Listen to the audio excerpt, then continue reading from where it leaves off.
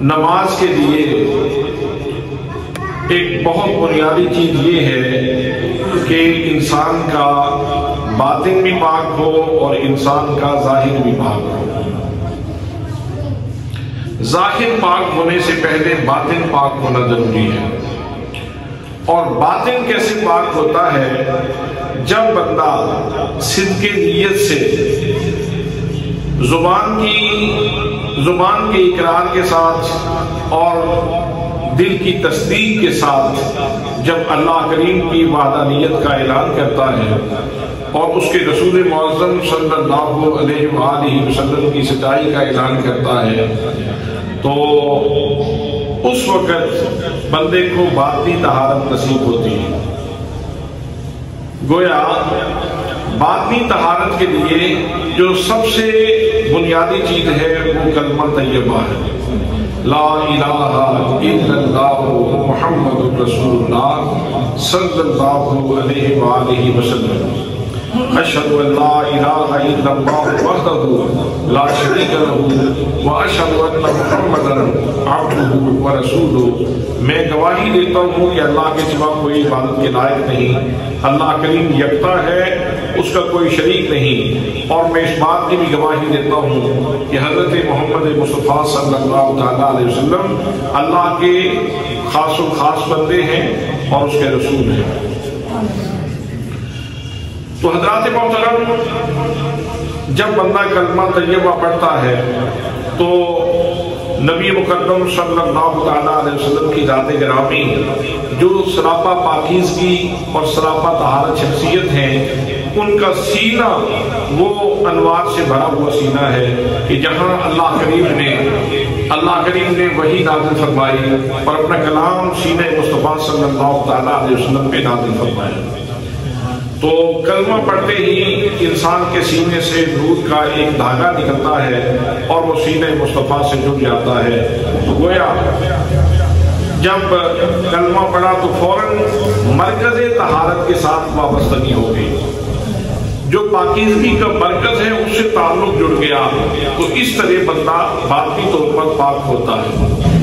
اگر کوئی آدمی نفاق کا شکار ہو یا کفریہ عقائد رکھتا ہو یا کوئی یہودی ہے، کوئی نصرانی ہے، تو جتنی دیر تک وہ توبہ کر کے کلمہ طیبہ پڑھ کے اسلام میں داخل نہیں ہوتا، اتنی دیر تک اگر وہ ہماری طرح بے شک قیام کرتا بھی رہے، رکوع کرتا رہے، سجدہ کرتا رہے، تو اس کو اس کی نماز کوئی فائدہ نہیں دے گی، بلکہ وہ نماز کہلائے گی نہیں، وہ نقالی کہلا سکتی ہے، نماز نہیں کہلا سکتی۔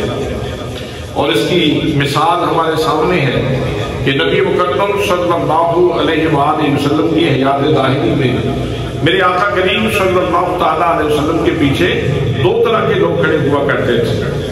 ایک صحابہ کرام کی ذوات قدسیہ تھی اور منافقین بھی پیچھے کھڑے ہوتے تھے۔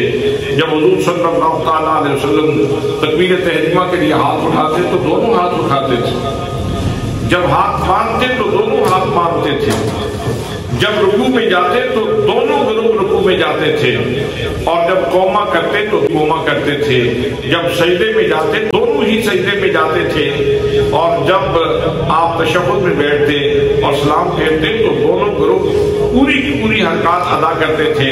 لیکن صحابہ کرام کو ان کی نماز نے بلند تر کر دیا، عظمت عطا فرما دی، رفعت عطا فرما دی، وہ اللہ کے مقرب ہو گئے۔ لیکن منافقین جتنے بھی نکالی کرتے رہے مسلمانوں کو دھوکہ دینے کے لیے، تو ان کی نماز نہیں بن سکی، وہ نکالی کی نکالی ہی نہیں۔ تو اس لیے حضرات محترم بہت ضروری ہے کہ انسان ظاہری پاکیزگی حاصل کرنے سے پہلے اپنے من کو پاک کر لے، اپنے باطن کو پاک کر لے۔ کسی نے کیا خوبصورت بات کہی تھی، بارو ململ تو نہیں ہے، اندرو ململ بارو ململ تو نہیں ہے، اندرو ململ تو سب سے پہلے انسان کے باطن کا پاک ہونا ضروری ہے۔ حضرات محترم، اب یہاں یہ بات بھی عرض کر دوں کہ منافقین کا وتیرہ کیا تھا، منافقین کا شیوہ کیا تھا۔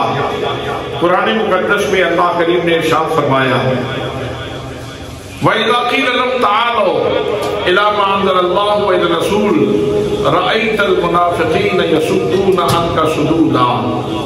کہ محبوب گرامی جب ان منافقین سے کہا جاتا ہے کہ اس چیز کی طرف آ جاؤ جو اللہ کریم نے نازل کی ہے اور رسول کی طرف آ جاؤ، تو اللہ فرماتا ہے منافقین کی نشانی یہ ہے یصدون عنک صدودا، محبوب تجھ سے پیٹ پھیر کے بھاگتے ہیں، تجھ سے دور بھاگتے ہیں، تجھ سے بے رخی کرتے ہیں۔ تو حضور صلی اللہ تعالیٰ علیہ وسلم سے بے رخی کرنا یہ علامت نفاق ہے، یہ نفاق کی علامت ہے۔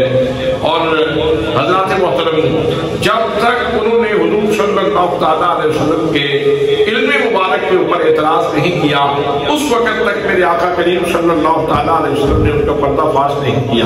اور جب انہوں نے حضور صلی اللہ تعالیٰ علیہ وسلم کے بارے میں یہ کہنا شروع کر دیا، عجیب ہے ادھر جنت کی باتیں ہو رہی ہیں، جنت کی حوروں کی باتیں ہوتی ہیں، جنت کے غلمان کی باتیں ہوتی ہیں، جنت کی بہاروں کی باتیں ہوتی ہیں، اور ادھر ہمارا پتہ ہی کوئی نہیں۔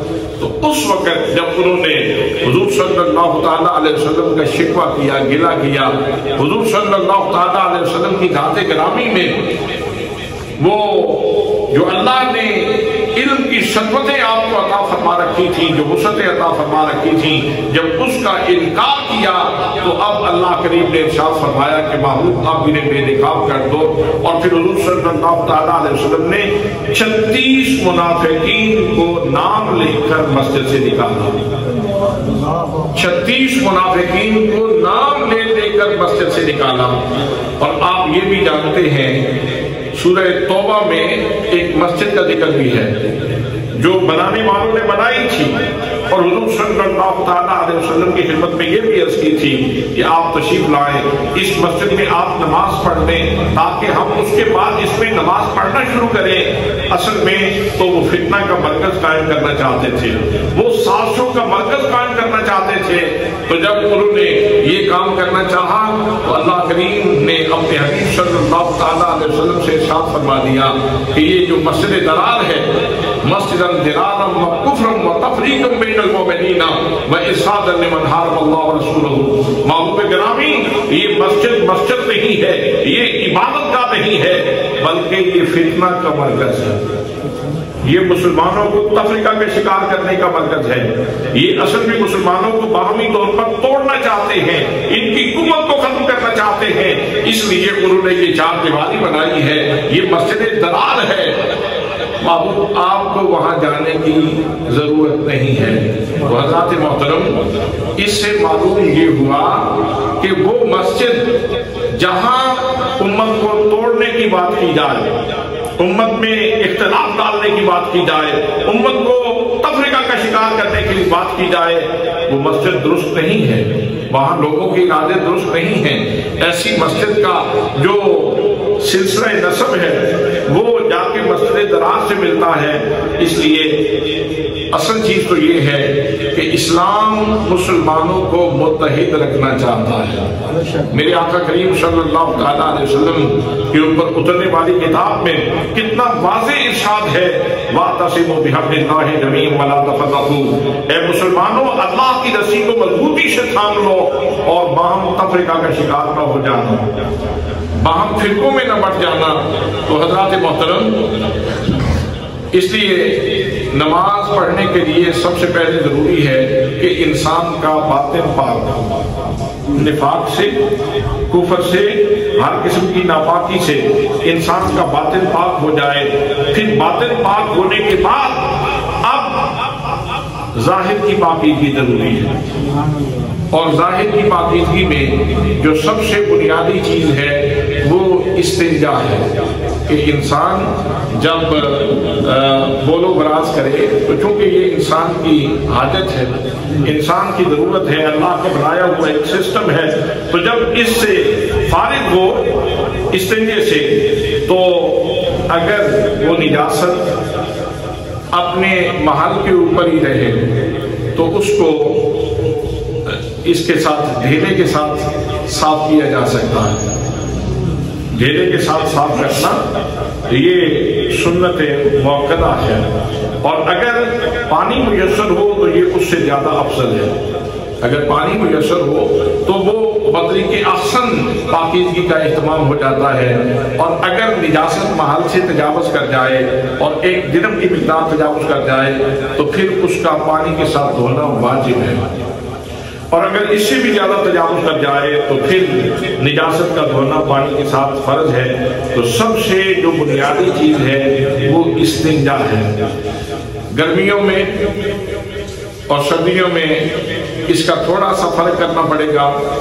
گرمیوں میں انسان کا جسم لٹکا ہوا ہوتا ہے، اگر آپ کہیں باہر آؤٹ ڈور ٹوائلٹ میں جاتے ہیں، یعنی کھیتوں میں جا کے آپ قضائے حاجت کرتے ہیں تو وہاں ظاہر ہے پانی میسر نہیں ہوگا، تو اگر جسم لٹکا ہوا ہو تو پھر جو پہلا ڈھیلا استعمال کرنا ہے وہ آگے سے پیچھے کی طرف استعمال کرنا ہے، تاکہ اگر آپ نے پیچھے سے آگے کی طرف استعمال کیا تو اس کی گندگی پھر آپ کے جسم کے ساتھ لگنے کا خطرہ ہے، تو اس طرح نجاست پھیل جائے گی۔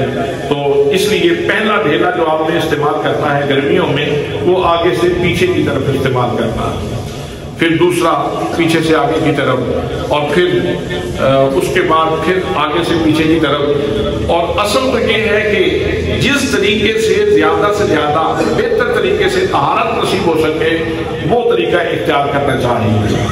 آپ ڈھیلا بھی استعمال کر سکتے ہیں اور خشک کپڑا بھی استعمال کر سکتے ہیں، ٹشو بھی استعمال کر سکتے ہیں، بشرطے کہ نجاست جسم کے اوپر موجود نہ رہے۔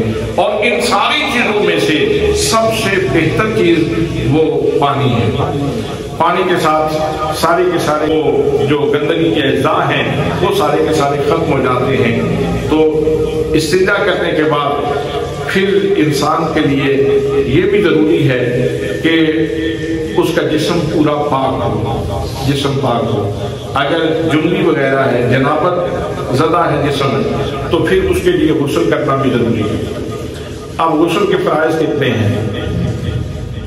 غسل کے 3 فرائض ہیں۔ غسل کے 3 فرائض ہیں۔ سب سے پہلا فرض یہ ہے کہ منہ میں پانی ڈالا جائے، کلی کی جائے، اور اگر روزہ نہیں ہے تو اس میں مبالغہ کیا جائے تاکہ پانی حلق تک پہنچ جائے، پانی حلق تک پہنچ جائے۔ یہ غسل کا پہلا فرض ہے۔ دوسرے نمبر پہ ناک میں پانی ڈالنا۔ اگر روزہ نہیں ہے تو پھر اتنا پانی ڈالیں اور مبالغہ کریں کہ ناک کی ہڈی تک پانی پہنچ جائے، اور اگر روزہ ہے تو پھر تھوڑی احتیاط کے ساتھ ناک میں بھی پانی احتیاط کے ساتھ ڈالنا ہے، اور کلی کرتے ہوئے بھی پانی کا استعمال احتیاط سے کرنا ہے۔ اور تیسرا فرض غسل کے لیے جو تیسرا فرض ہے وہ یہ ہے کہ آپ اپنے پورے جسم کے اوپر پانی بہائیں۔ آج کل رواج ہے کہ بعض خواتین وہ استعمال کرتی ہیں نیل پالش وغیرہ، اور اس طرح کا کوئی بھی کیمیکل استعمال کیا جائے، ہر وہ چیز جو جسم کے اوپر تہ بن کے چمٹ جائے اور پانی کو جسم تک جانے میں رکاوٹ بنے، اس چیز کا استعمال جائز نہیں ہے۔ اگر وہ نیل پالش وغیرہ لگی ہوئی ہو اور انسان غسل کر لے تو اس کا جسم پاک نہیں ہوگا، اس کا جسم پاک نہیں ہوگا۔ تو حضرات یہ غسل کے 3 فرائض ہیں۔ اس کی باریکیاں بہت ساری ہیں، لیکن میں چونکہ زیادہ طوالت میں نہیں جانا چاہتا، فقہ کی کتابوں میں اس کی ساری کہانی موجود ہے اور ساری تفصیلات موجود ہیں، تو وہاں سے پڑھی جا سکتی ہے۔ اور غسل کرتے وقت خاص طور پہ اس بات کا خیال رکھنا ضروری ہے کہ ناف کے اندر پانی ضرور جائے، ناف کے اندر انگلی ڈالیں، انگلی پھیلیں، تاکہ جسم کا کوئی بھی ایک بال بھی اگر خشک رہ گیا تو پھر غسل نہیں ہوگا، تو پھر غسل نہیں ہوگا، پاکیزگی حاصل نہیں ہوگی۔ اس کا نائب ہے غسل کا، وضو جو ہے یہ غسل کا نائب ہے۔ اگر آپ نے یہ شرائط پوری کر دی، فرائض پورے کر دیے، تو آپ کا وضو ویسے ہی ہو جائے گا، آپ کا وضو ویسے ہی ہو جائے گا۔ افضل یہ ہے کہ آپ جب غسل کرنے لگے تو ایک دفعہ وضو کر لیں، افضل یہ ہے۔ لیکن اگر آپ نے وضو نہیں کیا، غسل خانے میں کھڑے ہو گئے یا بیٹھ کے، اور آپ نے منہ میں پانی ڈال دیا، کلی کر دی ہے، ناک میں صحیح پورا پانی ڈال دیا ہے، اور اس کے بعد آپ کا سارا جسم تر ہو گیا ہے، تو اس طرح آپ کا غسل بھی ہو جائے گا اور آپ کا وضو بھی ہو جائے گا۔ لیکن افضل یہ ہے کہ آپ وضو کر لیں۔ حضرات، پھر اگر آپ وضو کرنا چاہتے ہیں، مثلا استنجا کیا ہے، اس کے بعد جنابت وغیرہ جسم کے اوپر نہیں تھی، نہانے کی ضرورت نہیں تھی، تو آپ نے وضو کرنا ہے۔ جب وضو کرنا ہے تو وضو میں 4 فرض ہیں، وضو میں 4 چیزیں فرض ہیں، وضو کے اندر 4 چیزیں فرض ہیں۔ قرآن مقدس میں اللہ کریم نے ارشاد فرمایا، اذا قمتم الى الصلاة فاغسلوا وجوہکم، جب تم نماز کے لیے کھڑے ہوتے ہو، نماز کا ارادہ کرتے ہو، تو سب سے پہلے اپنے چہرے کو دھو، یہ سر کے ان بالوں سے لے کر یہاں تک اور یہ کان پٹیوں کے درمیان جتنا علاقہ ہے، یہ جتنا حصہ ہے چہرے کا، یہ سارے کا سارا دھونا فرض ہے۔ اذا قمتم الى الصلاة فاغسلوا وجوہکم، اور اگر کسی کی داڑھی گھنی ہو اور اس میں ساری داڑھی تک پانی پہنچانا ممکن نہ ہو، تو وہ بندہ اگر خلال کر لے تو اس طرح اس کی ضرورت پوری ہو جائے گی۔ اس کے لیے داڑھی کا خلال کرنا ضروری ہے۔ تو حضرات محترم، اللہ نے فرمایا اذا قمتم الى الصلاة فاغسلوا وجوہکم وایدیکم الى المرافق، یہ کونیوں سمیت پھر آپ نے اپنے ہاتھ دھونے، کونیوں سمیت ہاتھ دھونے، یہ دوسرا فرض ہے۔ وامسحوا برؤوسکم، اور اپنے سروں کا مسح کرو، سر کا چوتھائی حصہ مسح کرنا یہ فرض ہے، اور بہتر یہ ہے کہ پورے سر کا مسح کر لیں تو اس کے اندر سارے حصے آ جائیں گے۔ اور اس اختلاف سے بھی آپ نکل جائیں گے کہ اول سے چوتھائی حصہ کرنا ہے یا آخر سے چوتھائی حصہ کرنا ہے، اس اختلاف سے بھی نکل جائیں گے۔ جب پورے سر کا مسح کر دیا تو وہ حکماً فرض پورا ہو جائے گا، سارے کا سارا فرض پورا ہو جائے گا۔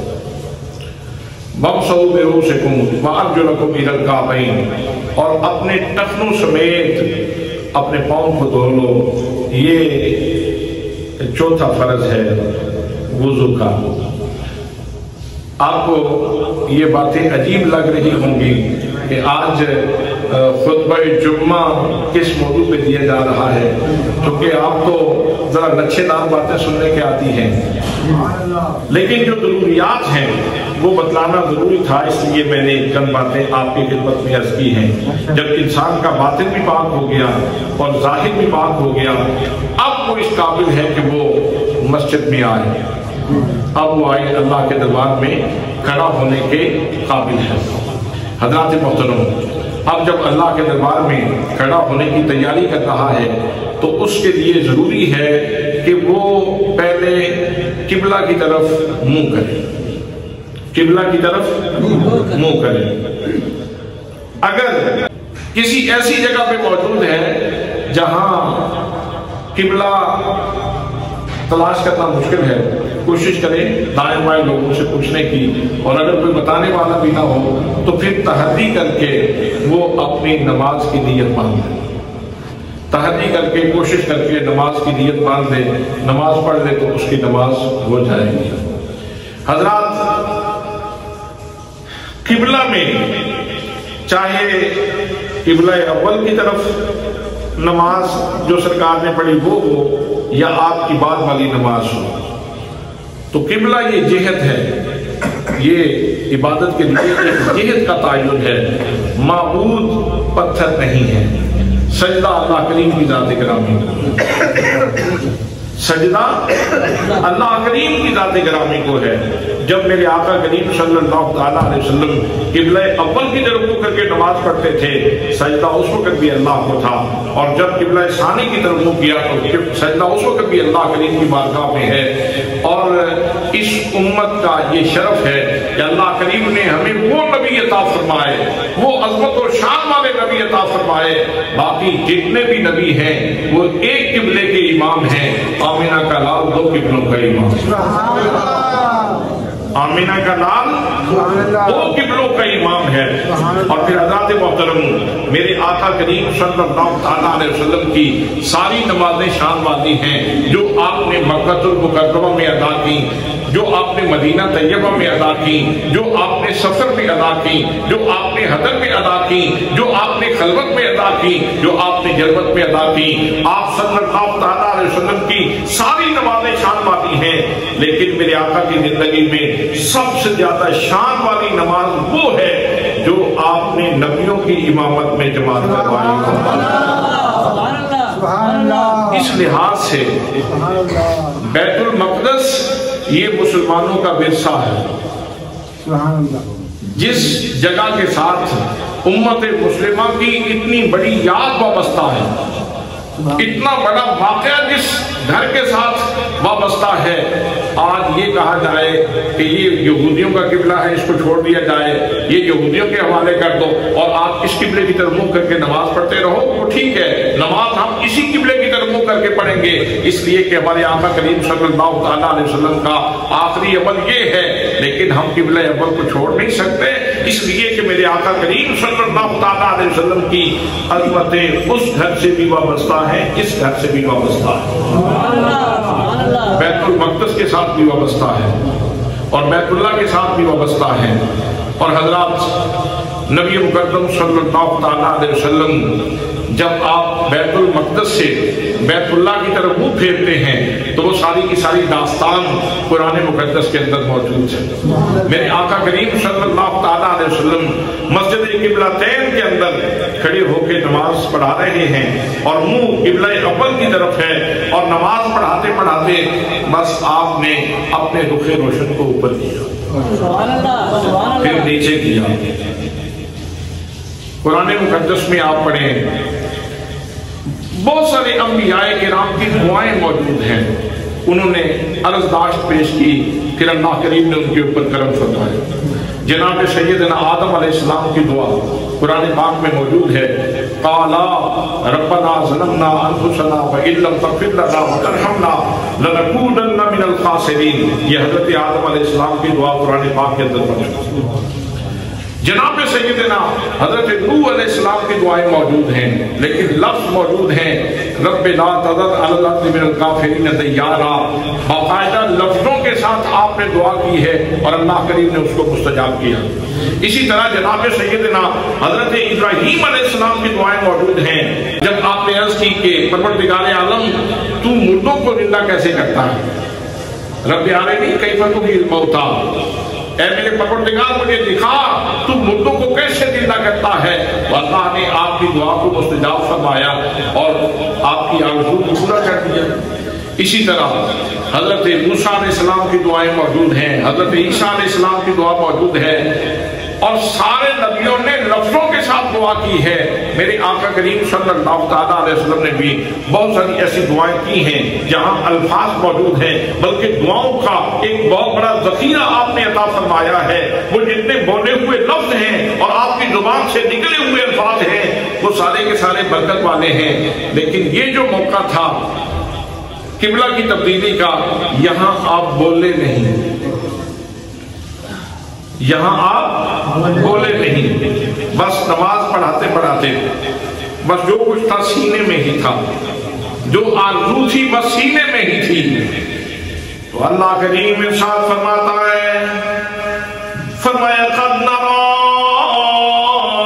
تقلب وجهك في السماء، اور میرے محبوب گرامی یقیناً ہم آپ کے چہرے کا تقلب دیکھ رہے ہیں، تم کبھی چہرے کو نیچے کرتے ہو، کبھی چہرے کو اوپر کرتے ہو، میرے محبوب گرامی ہم آپ کے چہرے کا تقلب دیکھ رہے ہیں۔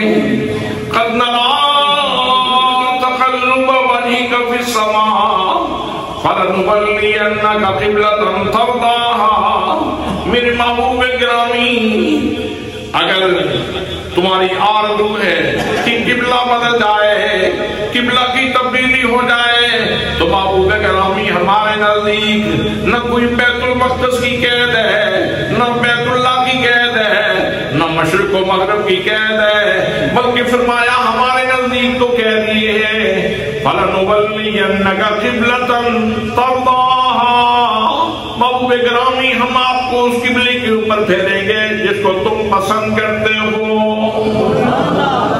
ہم تو آپ کی پسند کو دیکھ رہے ہیں، ہم تو آپ کی پسند کو دیکھ رہے ہیں، اور پھر اللہ کریم نے دیر ہی نہیں کی، لمبا وعدہ ہی نہیں کیا، بلکہ اللہ کریم نے اپنے محبوب صلی اللہ تعالیٰ علیہ وسلم سے فرما دیا، فرمایا فَوَلِّ وَجْهَكَ شَطْرَ الْمَسْجِدِ الْحَرَامِ،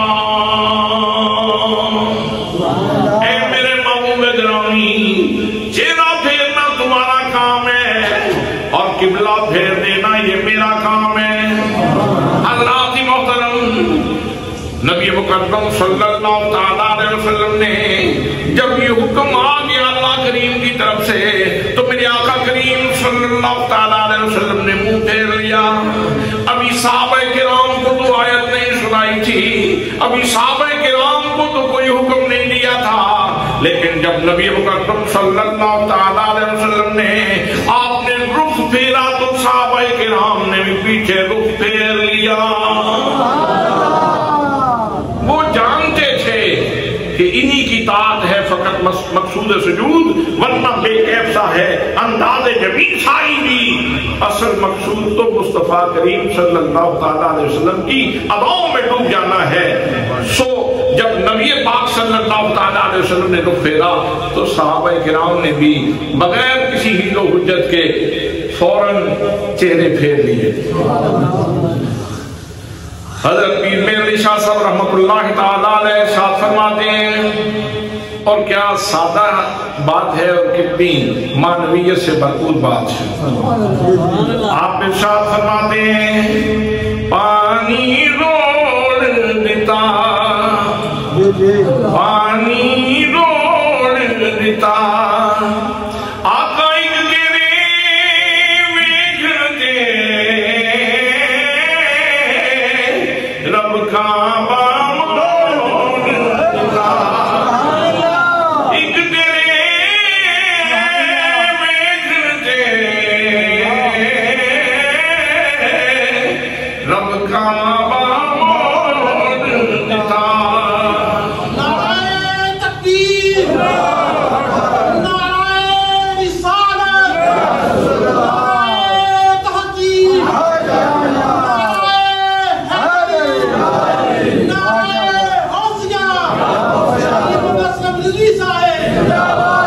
حضرات محترم، سائیں توکل شاہ مالوی رحمت اللہ تعالیٰ علیہ بولے، فرمانے لگے اور لوگوں تمہیں کیا معلوم کہ نبی کریم صلی اللہ تعالیٰ علیہ وسلم نے بیت المقدس سے منہ کیوں پھیرا تھا اور بیت اللہ کی طرف منہ کیوں پھیرا تھا؟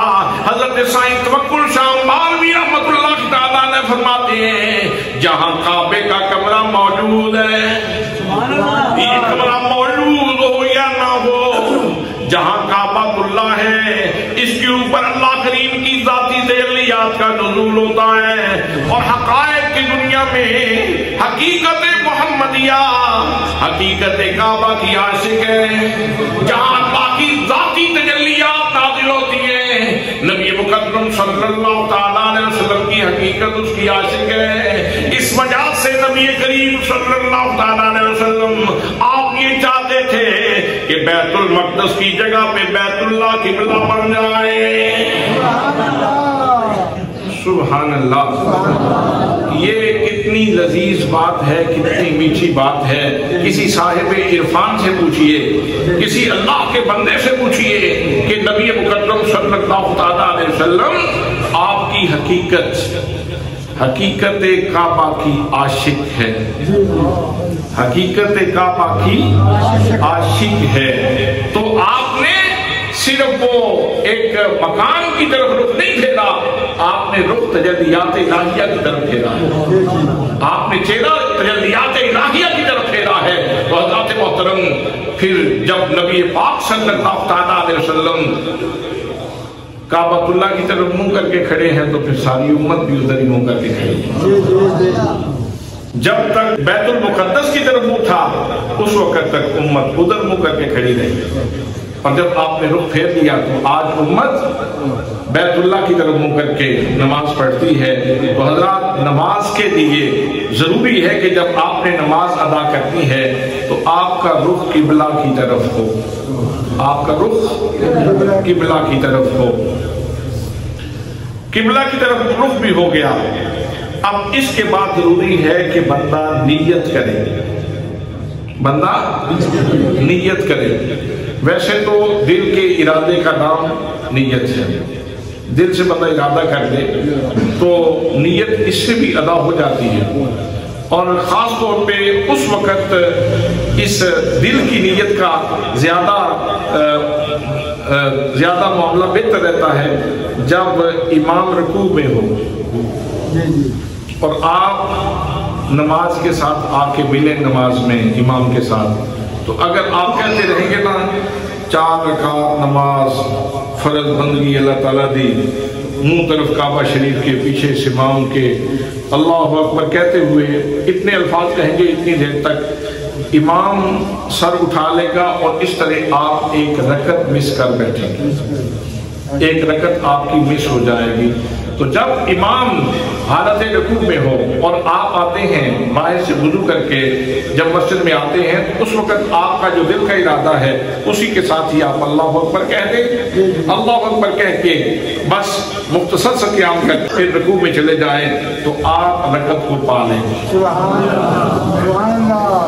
लेकिन अगर आप नमाज शुरू कर रहे हैं तो मैंने जैसे पहले अर्ज किया, दिल के इरादे का नाम नियत है, लेकिन अगर आप जुबान से भी कह दें तो नमाज अल्लाह के जिक्र का नाम है। और नियत में ज़रूरी है कि इंसान के एहसासात, उसके मुदरिकात वो सारे के सारे एक नुक्ते पे मुर्तकिज हों। ये नहीं कि ख्यालात किसी और वादी में गर्दिश कर रहे हों और यहाँ अल्फाज नियत के जो है वो जुबान से अदा भी किए जा रहे हों तो उस नियत का कोई फ़ायदा नहीं। तो ज़रूरी है कि इंसान के एहसासात व मुदरिकात वो इस नुक्ते पे मुर्तकिज हों कि वो अब नमाज पढ़ने लगा है। दिल से इरादा कर ले नियत तो हो जाती है, लेकिन अगर जुबान को भी इसके ऊपर लगा लेंगे तो आपकी जुबान भी अल्लाह की ज़ाकिर हो जाएगी, जुबान को भी ये सादत नसीब हो जाएगी। लेकिन हज़रात, नियत है बहुत ज़रूरी, नियत है बहुत ज़रूरी, चाहे जुबान से करें चाहे आप नियत दिल के इरादे से करें, लेकिन नियत बहुत ज़रूरी है। और उस नियत में ये बात भी शामिल होनी चाहिए कि मैं रिया के लिए नहीं आया, तसन्नो के लिए नहीं आया, बनावट के लिए नहीं आया, मैं दिखलावे के लिए नहीं आया, बल्कि मैं तो अपने रब के हुजूर हाजिर देने के लिए आया हूँ। नबी मुकर्रम सल्लल्लाहु अलैहि वसल्लम ने नियत की अहमियत वादे करते हुए इरशाद फरमाया लोगों ध्यान करो और अपने दिलों को अल्लाह के लिए खालिस रखो, अपने मामलात को अल्लाह के लिए खालिस रखो। याद रखो क़यामत वाले दिन सबसे पहले 3 लोगों का हिसाब लिया जाएगा। एक बंदे को लाया जाएगा, अल्लाह करीम उसे इरशाद फरमाएगा, और मेरे बंदे मैंने तेरे ऊपर इतनी नेमतें अता फरमाई, नेमतों का दस्तरखान तेरे लिए दराज फरमाया, मैंने इनामात की बारिश कर दी तेरे ऊपर, मैंने तुझे सुबह शाम पाला, अब बता तूने मेरे लिए क्या किया। तो वो कहेगा या अल्लाह तूने मुझे जान दी थी, तूने मुझे नेमतें दी थी, मेरे परवरदिगार मैं तेरे रास्ते में निकला, मैंने जिहाद किया, मैं तेरे रास्ते में कत्ल हो गया, परवरदिगार आलम इसलिए मेरी इस चीज को कबूल किया जाए। अल्लाह करीम में इरशाद फरमाएगा कि तुमने मेरे लिए तो ये काम नहीं किया था, तुम तो अपनी शुजाअत का डंका बजवाना चाहते थे, तुम तो लोगों से बहादुरी के किस्से सुनना चाहते थे अपने, और तू चाहता था कि तेरा जिक्र अच्छाई के साथ हो, लोग कहें कि बड़ा बहादुर है, बड़ा शुजा है। तो वो लोगों ने कह दिया, वो काम पूरा हो गया। अब उस बंदे को नबी करीम सल्लल्लाहु अलैहि वसल्लम इरशाद फरमाते हैं कि घसीट के मुंह के बल दोजख में फेंक दिया जाए। अब ये कितना बड़ा काम है, अल्लाह के रास्ते में जाना, जिहाद करना, और कर जाना, मत जाना, जान का नजराना दे देना, छोटी बात तो नहीं है, लेकिन थोड़ी सी नीयत खराब हुई तो मामला बिगड़ गए। फिर एक बंदे को लाया जाएगा और उसे कहा जाएगा कि मैंने तेरे ऊपर नेमतों की मोहतात की, तूने मेरे लिए क्या किया?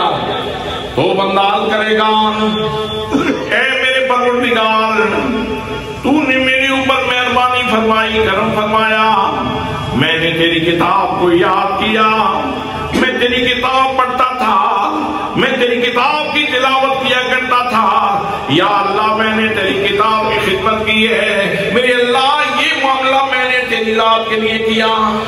अल्लाह करीम फरमाएगा, ना ना, तूने तो इसलिए कुरान मुकद्दस पढ़ा था कि लोग तुझे कारी कहें, लोग तुझे अल्लामा जमा कहें, लोग तुझे बहुत बड़ा कहें। सो लोगों ने कह दिया तेरी मुराद पूरी हो गई।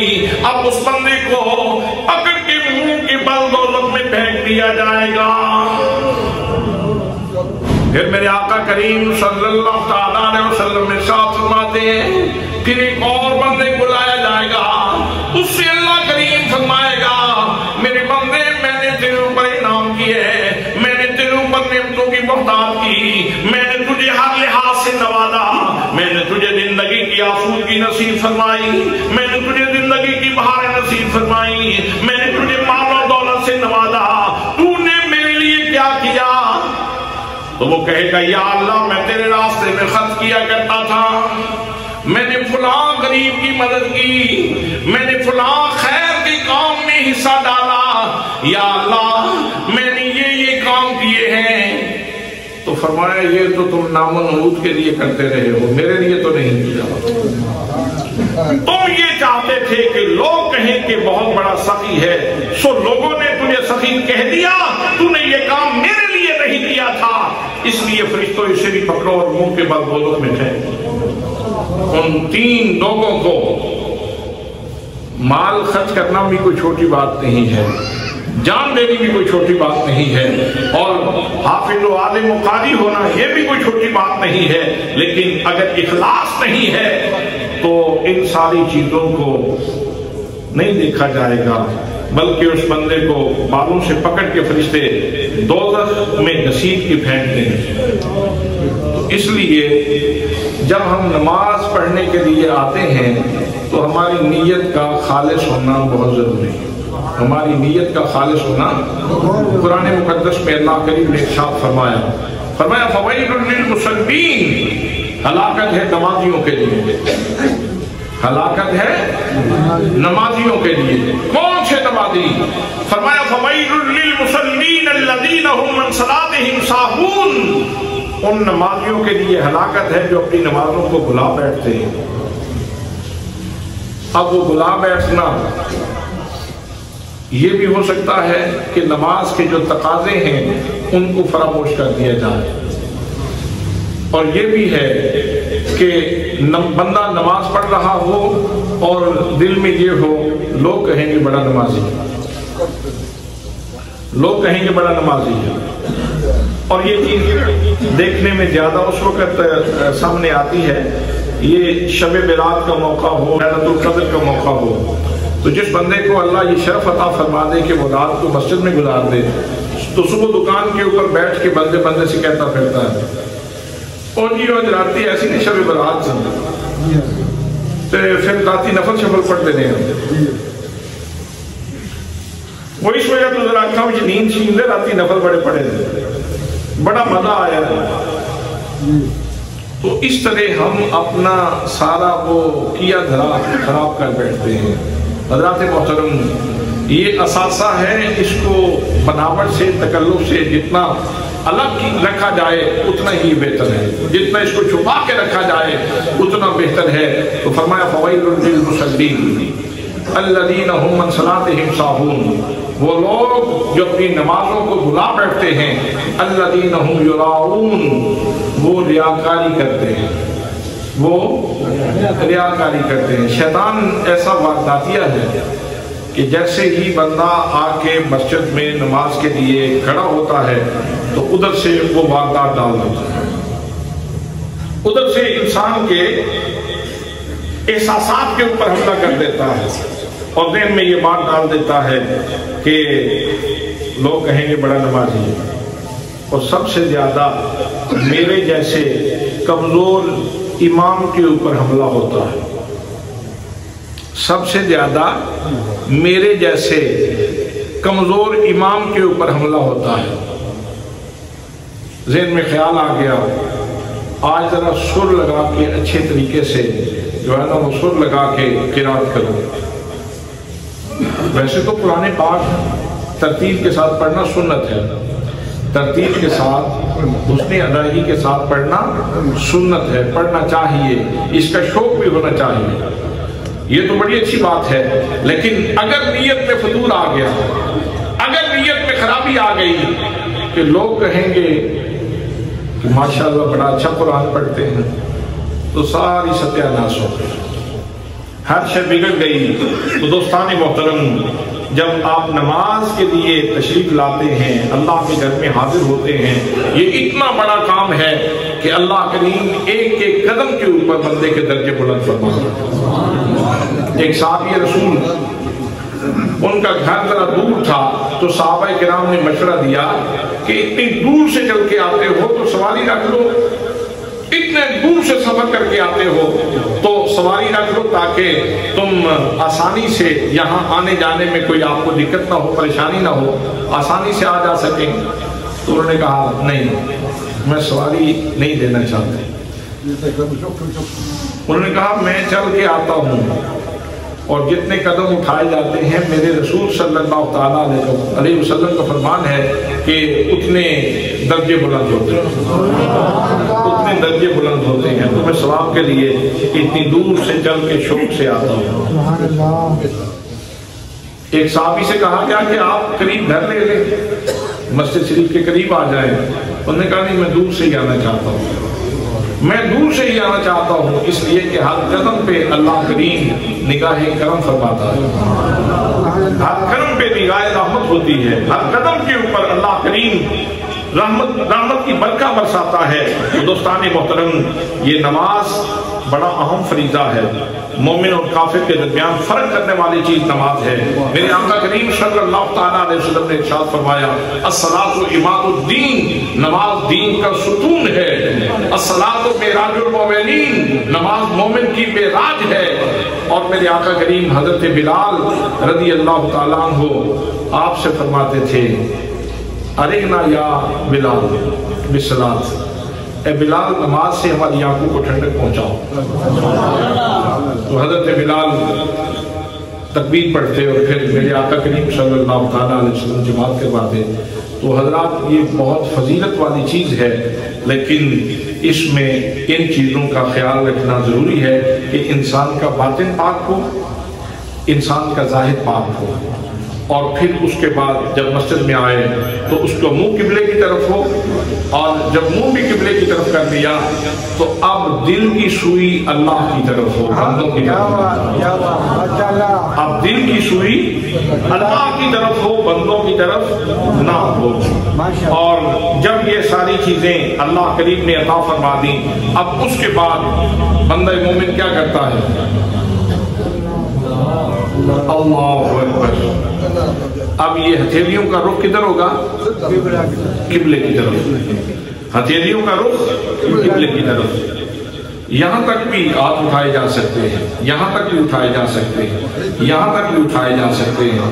احادیث میں یہ تینوں چیزیں موجود ہیں، اور ہم جب یہاں تک ہاتھ لے جاتے ہیں تو تینوں حدیثوں کے اوپر ہمارا عمل ہو جاتا ہے، تینوں حدیثوں کے اوپر ہمارا عمل ہو جاتا ہے۔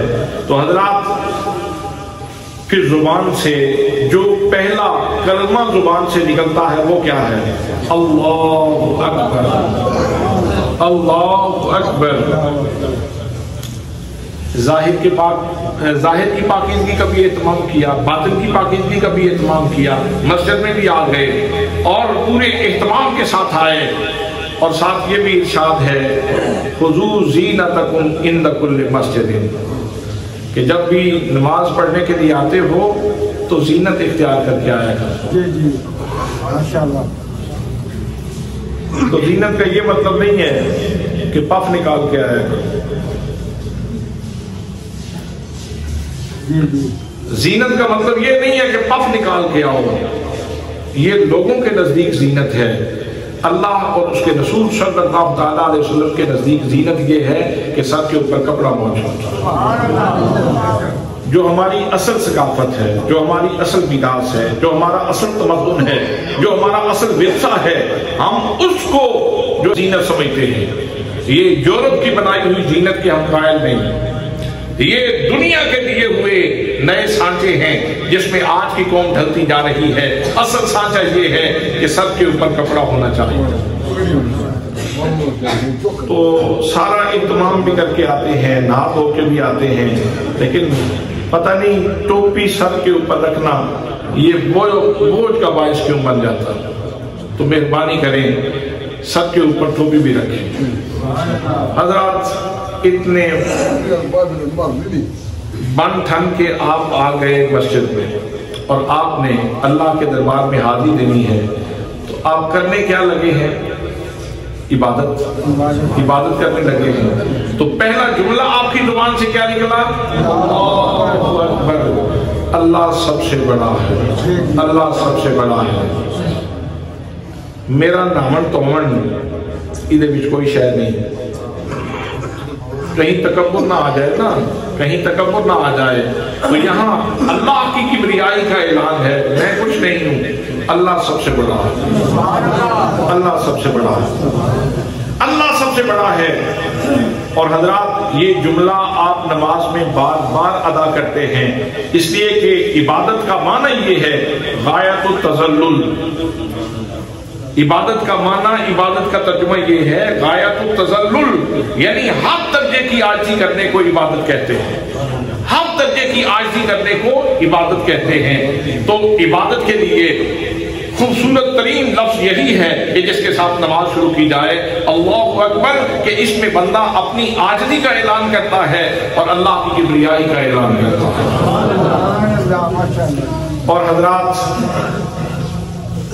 کائنات میں جو سب سے پہلا گناہ ہوا وہ کیا ہے؟ اس کائنات میں جو کائنات میں سب سے پہلا گناہ ہوا، یوں کہہ لیں کہ گناہ کا سنگ بنیاد جس کے اوپر رکھا گیا، سب سے پہلا گناہ جو کائنات میں ہوا وہ ابا واستکبر، وہ شیطان نے کیا اور تکبر کی وجہ سے کیا، تکبر کی وجہ سے کیا۔ تو بندے کو 5 دفعہ اللہ کریم اپنے گھر میں بلاتا ہے اور اسے نماز پڑھاتا ہے، اس لیے کہ صبح سویرے اٹھ نماز ادا کر اور نفس کے سر کے اوپر چھری چلا، اس کو ذبح کر، ہستی کو مٹا اور رب کے قریب ہو جا۔ پھر 4 گھنٹوں کے بعد پھر اس کو ذبح کر، پھر 2 گھنٹوں کے بعد پھر اس کو ذبح کر، پھر 1-1.5 گھنٹے کے بعد پھر اس کو ذبح کر، پھر سونے سے پہلے اس کو کئی دفعہ ذبح کر کے سو۔ یعنی اپنے تکبر کو مٹانا ہے اور اللہ کریم کی کبریائی کو ثابت کرنا ہے۔ جس شخص نے دھرتی سے لپٹ کر نہیں دیکھا، عظمت نے کبھی اس کو پلٹ کر نہیں دیکھا۔ انسان جتنا اللہ کے دربار میں جھکتا چلا جاتا ہے اتنا ہی اللہ کریم اس کو بلند کر دیتا ہے۔ تو حضرات محترم، اس لیے نماز نے کیا سبق دیا؟ پہلے کلمے نے یہ سبق دیا کہ مٹا دے اپنی ہستی کو، مٹا دے اپنی ہستی کو۔ گر کچھ مرتبہ چاہیے کہ دانا خاک میں مل کر گل و گلزار ہوتا ہے، دانا خاک ساتھ میں مل کر گل و گلزار ہوتا ہے۔ آج ہمارے بعض بھائی، ہمارے بعض دوست، ہمارے بعض احباب نماز تو پڑھتے ہیں، لیکن وہ خام خواہ کی ناراضگیاں بعض اوقات دل میں ہوتی ہیں، تو بندہ اپنے شریک، جس کو شریک کہتے ہیں پنجابی میں دشمن کو، تو دشمن کے ساتھ، جس کے ساتھ کوئی لڑائی ہو، جھگڑا ہو، چاہے مکان کا ہو، زمین کا ہو، اس کے ساتھ کھڑا ہونا بندہ پسند نہیں کرتا۔ ایسے ہی ہے جی، اس کے ساتھ کھڑا ہونا پسند نہیں کرتا۔ کیا مطلب؟ پھر عاجزی تو نہ آئی، پھر تکبر تو نہ ٹوٹا، پھر تکبر تو نہ ٹوٹا، پھر پندار غرور تو نہ ٹوٹا، پھر انا تو اسی مقام پہ رہی، پھر نفس کا اکڑ پن تو اسی جگہ پہ رہا، پھر اندر کی انانیت تو اپنی جگہ پہ رہی۔ پھر نماز پڑھنے کا فائدہ کیا ہوا؟ نماز تو تیرے اندر کو پاک کرنا چاہتی ہے، بیماریوں سے، حسد سے، بغض سے، کینے سے، غیبت سے، دوسرے لوگوں کے بارے میں برے خیالات سے تجھے پاک کرنا چاہتی ہے، تجھے اللہ کے دربار میں جھکانا چاہتی ہے کہ تیرے اندر عاجزی آ جائے۔ اور اگر پھر بھی پندار غرور نہیں ٹوٹا تو پھر ہمیں اپنی اصلاح کرنے کی ضرورت ہے۔ اور اگر واقعی یہ لفظ اللہ اکبر کا فیضان ہمیں واقعہ نصیب ہو جائے تو بندہ اتنی دیر ہی اکڑا رہتا ہے جتنی دیر تک وہ انا موجود ہو۔ جس بندے کا نفس ذبح ہو جائے اس کے اندر سے ویسے ہی یہ چیزیں نکل جاتی ہیں، اس کے اندر سے یہ چیزیں ویسے ہی نکل جاتی ہیں۔ جھگڑا اکثر ہوتا ہی اسی مقام پہ ہے جب بندہ اپنے آپ کو دوسرے سے بہتر سمجھتا ہے۔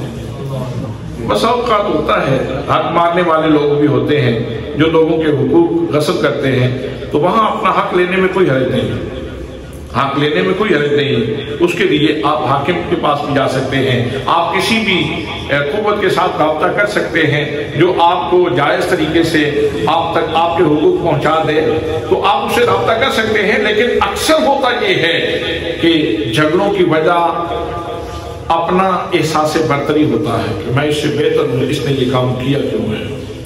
اور اللہ نے تجھے دن میں 5 دفعہ مسجد میں بلایا، اپنے دربار میں کھڑا کیا اور زبان سے بار بار لفظ اللہ اکبر کا تکرار کروایا، اس جملے کا کہ تو اپنی نفی کر اور میری بارگاہ میں جھک جا۔ حضرات، بندہ جتنا جھکتا چلا جاتا ہے اتنا ہی اللہ کریم اس کو بلند کر دیتا ہے۔ دعا ہے کہ اللہ کریم ہمیں نماز کا فیضان نصیب فرمائے اور نماز کے تقاضے پورے کرنے کی توفیق نصیب فرمائے۔ اب علیہ الا البلاغ المبین۔